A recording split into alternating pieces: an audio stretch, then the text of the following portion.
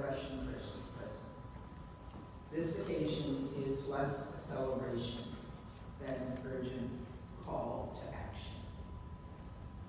And it is a reminder that a free and independent press is the cornerstone of every democracy. We count on the media to expose corruption and counter disinformation, to facilitate the exchange of ideas, and to shine a spotlight on human rights abuses. We rely on journalists and media workers to seek out the truth, to tell the world what we need to know, and to hold the powerful accountable.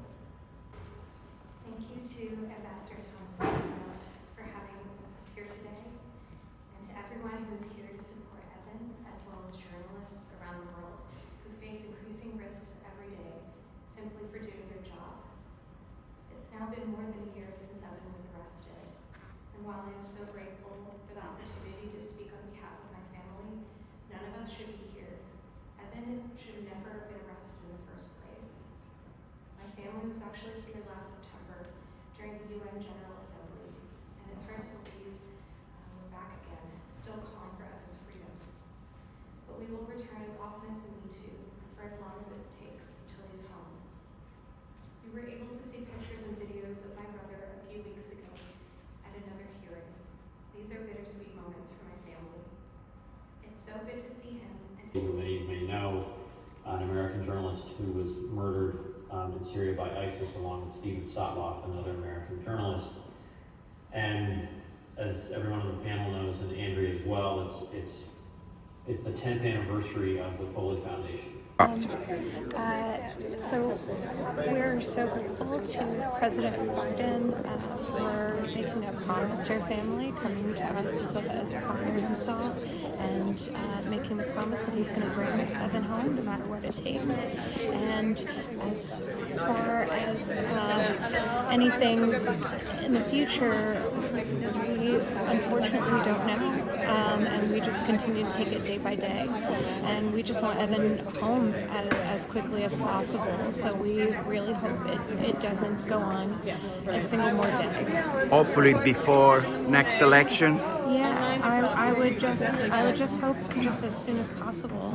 Yeah. If you had a message for President Putin in Russia, what it would be? I just want my brother home.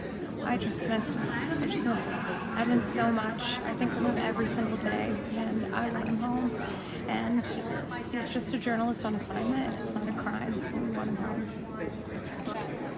Well, I think the efforts on the part of the United States government to bolster domestic protections for US citizens detained abroad, including journalists, obviously predates the Biden administration. It's really been bolstered by the Biden administration with an executive order after the Levinson Act. But I think what's absolutely critical is for the United States and like-minded states to really come together in coalition, and for it not to be dependent on, who might be the President of the United States or the Prime Minister of the United Kingdom. I've no doubt that this is not a partisan issue, and that if there were to be a change of power after this administration, that a Republican president would also fight very, very hard for an American citizen detained abroad.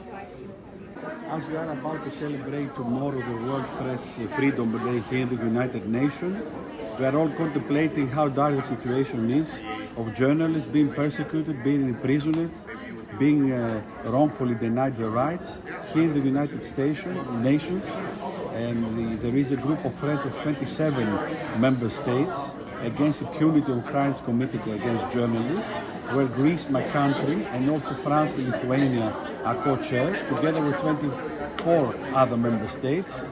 We are trying somehow to mobilize the broad membership in order to take further measures, not only the General Assembly, but elsewhere, to be able to help journalists perform their duties, because free journalism is a basic essential for democracy and freedom of opinion. So we do hope that tomorrow this World Press Freedom Day will be celebrated everywhere, and give a sense of hope for a better and brighter future for the journalists, which is a better future for democracy for all our societies.